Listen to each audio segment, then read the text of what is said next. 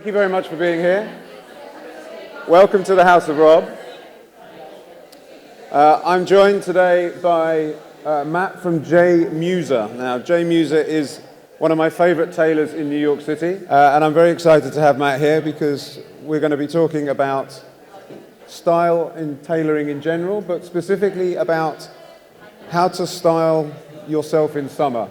So we're going to end up with 5 tips for a stylish summer. Is that right, Matt? Yeah, that's right. Good. Okay, so let's get going. So to begin with, tell us a little bit about Mueser and where the brand comes from and what it stands for, because I always think of you as rock and roll tailors. Is that accurate? Yeah, I would say that's accurate. The company was started by Jake Mueser about 12 or so years ago, and Jake has a bit of a past as a punk. I found a photo of him a good online punk, with not a bad punk. Yeah, good punk, with about a 4-foot-high mohawk, and he kind of got started selling buttons at punk shows, manning merch booths, etc. But he always had a passion for tailoring and kind of turned his button business into a way to make some money, put himself through school, learn tailoring, and kind of develop those passions into a very robust, bespoke tailoring business in New York. And tell me a little bit about your clientele, because one of the reasons I really like Mueser as a company is because of your kind of ethos to tailoring. Now, this is one of Jake's pieces. You guys don't make a bespoke suit in a kind of English Savile Row way. It's much more relaxed and laid back, and the way you all dress, the way you all style yourselves is also far more potentially contemporary, but just with a little bit more character, perhaps. Yeah, we like to think about the context of how people dress for today. Whatever kind of role they play in the world and job they have, we're fortunate to have a very kind of diverse clientele as far as kind of occupationally. So whereas a lot of bespoke tailors only have a certain type of kind of aristocratic or banker, lawyer type of client, we have a lot of people in creative industries, agents for movies, artists, people in the art world, a lot of people who do many different things, and they need a kind of different uniform to kind of translate kind of what they do, but still look smart. Yeah, and I think that's a really good point, because for some people, tailoring feels very, very formal. It feels very stuffy. It's kind of possibly what their fathers wore, or it feels like it's not something that would suit them. But actually, tailoring doesn't have to mean that. It could mean a safari jacket and a pair of pants, or it could be, just a bespoke shirt that's just cut in a certain way, the way that somebody would, not get off the rack. Yeah, a lot of people think about tailoring as a kind of, as it was stuck in the 80s and, for a specific occasion and stiff and kind of heavy and a very kind of formal type of thing. But tailoring is really a craft and an art that can be made to anything. It's a way of kind of systems dressing, kind of going outside of the fashion cycle and developing something for yourself that represents yourself, fits yourself, and fits your life. And the opportunity to create something that's personal, not just a wardrobe, but individual garments that are unique to you, is an extraordinary thing to get to do, and it's a great kind of journey. Once you start doing it, it's dangerously addictive, and you end up really kind of beginning to hone your wardrobe and working with a group of tailors like you have at Mueser, where I really value their style advice and how they dress and how they would put things together, because it's certainly different to how I would, but it feels like you can learn a lot from those kind of tailors. And sometimes you see tailors and you think, I would never want to dress like you. Yeah. Whereas you guys are younger and a bit cooler and a bit different from the usual, I would say. Yeah, I hope that we're a bit more approachable than a lot of bespoke tailors. And I think, just as you were saying, is totally true. We make a product that's unique to you, and it's a kind of channel for self-expression. So for every client, we draw a paper pattern that their clothes are cut to. So, a million different tailors can take the same measurements and end up with a million different suits. So we work with people individually to kind of like get a sense of their tastes, kind of how they wear their clothes, how they want to look, and kind of develop something that's extremely personal to them. So how did you get into this world? What was your were you always into style? As a kid, did you dress in a particular way? How did you get into fashion and style? There's some photographic evidence of me being very into it very early. There's photos of me when I'm 6 years old, dressed up playing James Bond. And my mother actually worked for a men's tailoring shop back in my hometown of Knoxville, Tennessee. And when I was a kid, I was very into fashion with a capital F. And my mom had kind of recognized that and, kind of told me at a certain point, we're from a small town, you might not be able to go to Parsons or Central St. Martin's, but if you want to learn about clothing and how clothing's made, you should work at a tailor shop. Because there you'll learn about different fabrications and fabrics and pattern making and how clothes are cut and sewn. And I told my mom, no, you're stupid, I don't want to work with those smelly old guys. I like fashion. And then I eventually took my mother's advice when I was a bit older and started, working at the suit shop. And I just fell in love. I think there's something technical about it that I'm very attracted to. It's kind of like a problem solving with every person you work with. But it's also just a place to express beauty. I keep coming back to it, but I love how you guys all look individually very different. Yeah. But you all feel part of a unit.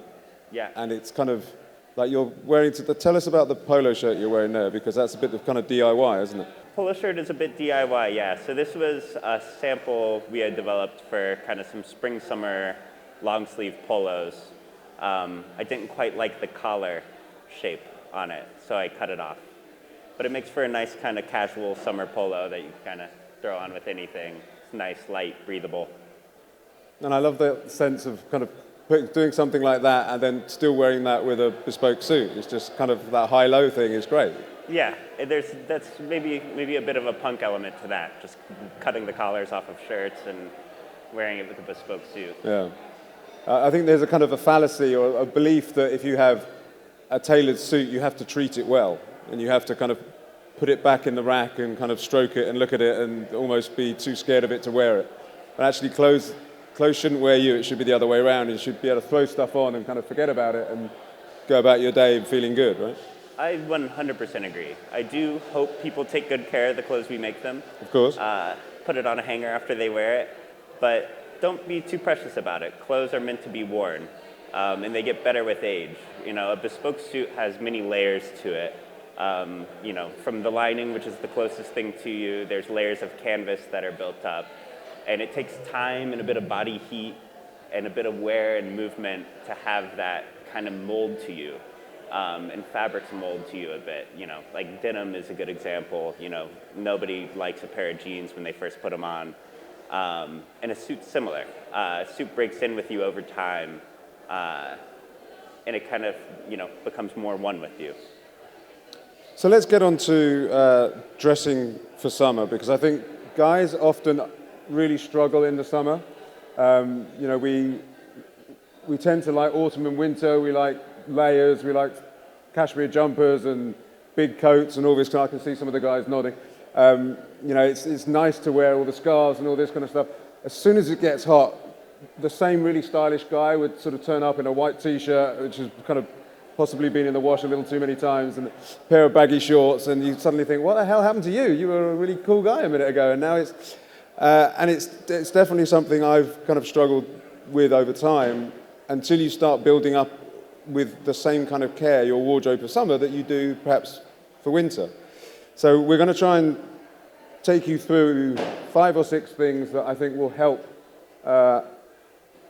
give you confidence to dress with a bit of style in the summer, right? Yeah. So let's start with number 1, which appropriately enough is the foundations. Yeah, so I think dressing for the summer is certainly maybe not as fun. It's a little more stressful when you have a little less to layer up with. So I think having some solid foundations is a good place to start, something that helps you not have to think about it so much. So I brought a few samples up with me as well, so I could show you guys a few things. A good jacket is a good place to start, something that you can throw on, take you to any occasions. Linen jacketing, such as this, which is, a sport jacket, has a kind of flat finish, and is kind of lightly lined throughout, so it's very breathable. That's always great to wear, throw it on for dinner, throw it on for a meeting. But you could also do kind of more casual outer layers so that you don't feel quite as relaxed. So you feel, you kind of need a second thing often for a dinner or whatever it may be. So we do a lot in kind of casual shirt jacket styles. So this would be an example that's kind of an iteration on a safari jacket. It's done a bit more minimally so you don't look like Prince Charles. And this one's done in a very lightweight suede. Probably not the best for the summer, but I'd say it's a Texas weight suede, much lighter, but completely unlined as well. And we do a lot of these in linens, cotton linen blends, cottons that feel like a chore coat but look a little bit more put together. But having that extra layer, having the pockets, you kind of need it, especially in the evenings. And I think if you have kind of that one jacket that you can wear and not be sweating through, it's very helpful for, seizing any occasion in the summers. Right. And the beauty of something like that safari jacket is you can have, as Matt says, you can have a really kind of almost basic outfit, a white t-shirt and a pair of chinos, and when you put that on, you feel a little bit more prepared and put together, and actually that can completely change the look, and you can really feel quite smart and look really presentable, and you can, go to smart restaurants, and all you've really done is put on a jacket. But you're not feeling like you're wearing a tailored jacket. Might feel a bit stiff or a bit too formal. But we can get onto, those summer weight jackets as well. I mean, they're cotton linen or wool linen and silk, incredibly soft. You can screw them up, and they're great. They're very, very thin and comfortable.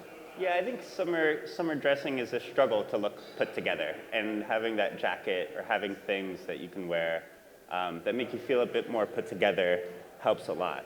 And I think fabrication is very important in that. It might be your same kind of jacket, shirt, trousers as before, but finding something that's breathable, that feels comfortable, is essential as well. So this summer, we developed some cloths that are wool linen blends. So this would be an example here in a two-piece suit. But they have a very flat finish, and it feels a bit more casual. It's a way to wear a suit or a sport jacket without feeling like you've just come from the office, or without feeling like, you're the board meeting guy. You can wear it with a t-shirt. You can wear it with a polo shirt. You could dress it up with a shirt and tie. And you still get that kind of breathability, the comfort. And it kind of drapes nicely without being the full Palm Beach, linen guy, When you said it's got a flat finish, what do you mean by that? So a lot of woolen cloths for the summer are done in what's called like a high twist, kind of very finely woven wools, and they end up looking like a Brioni suit that you see, your least favorite politician wearing, and they can look dumpy and messing in the way they drape. But when you blend linens or cottons in with the wools, it helps create some body without wearing too warm. So it can drape nicely, sit well, and it has a flat finish, that doesn't look, too boardroomy. Because when you get into those finer wools, they often have a bit of shine to them that can kind of create the wrong connotations for dress, I think. Right. And I think if you're going to go into linens, and either a linen suit or a linen safari jacket or whatever, you've kind of got to embrace the fact that it's going to crease, right? You can't commission a linen suit or buy a linen jacket and then be really precious about it and try and kind of squish out the creases, because it's going to crease, and it looks. I wear a lot of linen in the summer. I think it looks incredibly elegant, and it's quite nice not to look perfectly buttoned up. It's quite nice to look a bit disheveled occasionally. Yeah, you have to embrace those characteristics. We have a lot of guys who get scared of linen because it wrinkles, but you have to embrace that and understand that it's kind of part of the story. Right. So we've got the foundations, we've got the fabrication. Where would we go next?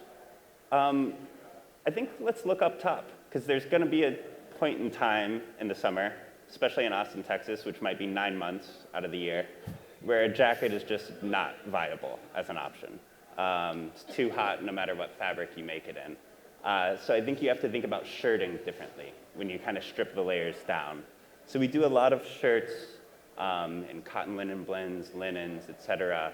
But if you don't want to wear kind of a dress shirt that looks naked without a jacket, we often do some kind of more casual styles and different cloths that you might not wear under a jacket specifically.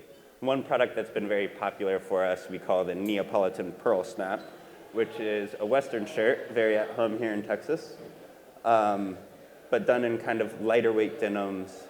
We do some in cotton linen blends, some in pure linens. But having some pockets, we also do work shirts as well. Having a nice kind of tailored shirt that fits you well, but has some pocket options for when you lose the jacket, has some kind of more visual interest than a standard, button front, spread collar dress shirt, can go a long way in making you feel put together in the summers. Right.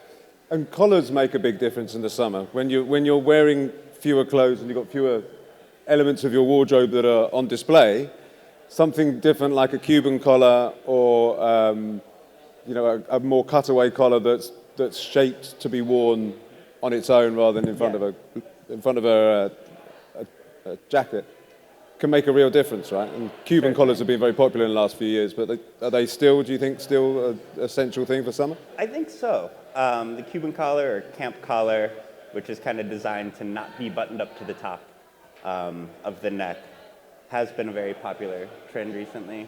And I think it's a popular trend because it's very comfortable to wear. It frames the face nicely. And realistically, guys are not wearing ties in 95-degree weather. With the concept of losing the jacket, having a little emphasis on the shirt, I think you have to then think down to the trouser. Because when all goes to hell and you're wearing the t-shirt, you can at least look a bit more put together if you have a nice tailored trouser to kind of frame a simple summer look. So I think whether you do a trouser that has maybe a pleat or two, such as I'm wearing here, or another thing we often do, let me pull a sample here. We'll finish trousers with an extended waistband and side tabs. So what's an extended waistband? Explain that. The extended waistband would be the amount of kind of the waistband that comes across from the anchor button point. So it creates a kind of cleaner waistline, an aesthetic. It's covered by a jacket when worn. But it's another way of looking like you've put some intention to what you're wearing when you're not wearing quite as much. Rather than wearing kind of your old sweaty jeans, you could wear a trouser that's a bit more breathable and wear it with a t-shirt, wear it with a sneaker, and you just feel a bit more put together. Certainly one of my favorite things to do in the summer would be to wear a pair of tailored linen trousers and a knit polo. And then if you tuck the polo into the trouser, you've got the waistband and the pleats if you wear them on display, so it's a bit more of a stylistic note. But the polo shirt frames the face, looks smarter than just a regular t-shirt. But the knit polo was having a real moment the last couple of years. You can't go through summer without seeing people on the red carpet at Chris Pine's, Exactly. Those kind of, if you're in Hollywood, it's probably a far too tight t-shirt because you're trying to show off a bit. But nice, well-cut polo over a pair of trousers. Yeah. It feels cool and elegant, but you still look refined and comfortable.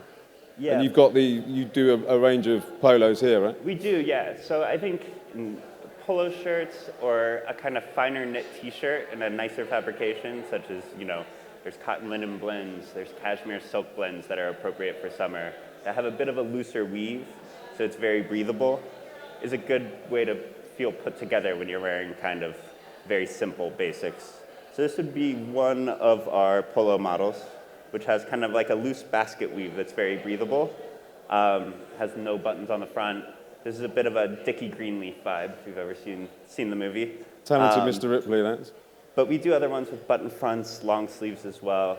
And I think a polo is also a great way to dress down tailoring, to be able to wear a suit or a sport jacket without feeling too formal or feeling too costumey. we've both done it today as well.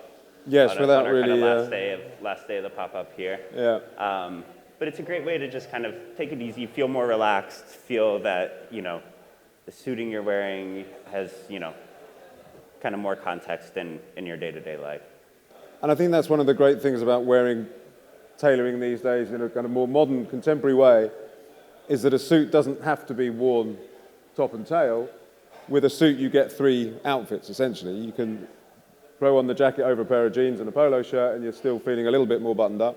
Or you can do the other way around, as we've just been talking, with a pair of tailored trousers and a polo or whatever. Or you combine the two and dress it down and kind of do that kind of lo-fi thing as well. So exactly, and the jacket Paul's wearing today was part of a 2-piece suit, a navy double-breasted jacket, which can have a lot of connotations of a hyper formality, real British guy. But it's done in a kind of soft pin cord, corduroy. So again, it has that kind of flatter finish.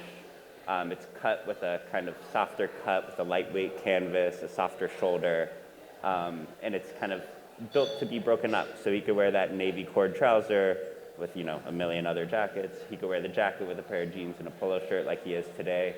I think suiting's a great way to kind of have systems dressing. So you can kind of buy less, have a few anchor pieces, and have them mix into your kind of current wardrobe in many different ways. The pandemic brought a lot of people to say that the suit is dead. Men are never going to wear suits again. And certainly for the first few months in the pandemic, probably not. When we were all at home, we were probably slouching around in clothes that weren't tailored. Speak for yourself. Well, I wore sweatpants for about 2 days and thought, I can't go through this. But actually, more and more people, so we're hearing from tailors like Matt and many others on Savile Row and around the world, really. And also, anecdotal evidence from people we know and see out in New York and LA, that people are wanting to wear suits again. They're wanting to dress up in tailoring. They're wanting to celebrate being able to go out for dinner or whatever it might be. And because the suit is so versatile, it's not, as you say, the kind of navy or grey worsted suit that's very formal, that people can, break stuff up. They can wear kind of fun suits, and people are buying into that idea of dressing in a kind of smarter way, but still dressing for fun, like a party suit, essentially. Exactly. Yeah, it's been really fun to watch kind of since the pandemic, because there's a lot of freedom in the tailoring world. We're living in an era where people don't have to wear suits. We have, hundreds of bankers, lawyers, et cetera, that are clientele, and nobody has to wear a suit anymore. So people are wearing suits because they want to, and that's a much more fun way to make suits and wear suits. So I think people have a kind of strong sense of occasion. We've been doing more formal wear than ever before, and even taking that and making it a bit more casual. I think there's kind of a new emerging kind of market and kind of style of evening suits that I've seen kind of emerging. 'Cause people are going to dinners, they're going to galas, they're going to parties, they're going to weddings, and they don't need a suit to blend in and, and be at work. They just need suits to enjoy. And they're basically celebration suits, right? I mean, exactly, you're wearing them to have fun, whether it's at a black tie event, but you want a cream or ivory jacket rather than the black and white penguin suit of old. Or you're going out for dinner and you want to wear something kind of sharp and cool and sexy. Yeah, I think there's, now there's kind of some suiting and tailoring that's very occasional, and then there's some that's, just like a nice replacement for a chore coat that you can kind of throw on for day-to-day wear. Totally agree. But people are certainly getting dressed these days, which is fun. I think we've covered quite a lot there. Style tips for the summer, I think we covered quite well. I've got a question. The great debate of modern tailoring: socks or no socks? I'm from Tennessee. I had a father who would do loafers with no socks in a suit, so I feel like I have a bit of a love for it. I'll drop a sock occasionally, but it has to be pretty hot. And there's only certain fabrics that I think looks appropriate to wear without socks as well. And certain occasions, certainly. Sometimes I think it's maybe a little rude to not wear a sock. Yeah, if you're going to wear a fully fledged kind of business suit, Yeah. maybe. I don't think really wools should be worn around bare ankles. I've seen guys wearing like a flannel suit with no socks, and it just feels like it makes zero sense to me. But if it's dead summer, you know, you're at a daytime garden party and you're wearing a seersucker suit or a linen suit, I think it's totally fine to lose a sock. There you go. Breaking news. Socks gone for summer. Excellent. Matt, thank you very much indeed. Thank you for helping us to live sartorially this summer. Yeah, thank you so much, Paul, and the Robb Report for putting everything on. I'll be in the booth there if you want to come check some stuff out, try some things on, feel some fabrics. We're doing custom commissions and selling our ready-to-wear lines as well. But yeah, it's been great to be here in beautiful Austin. Thank you very much indeed.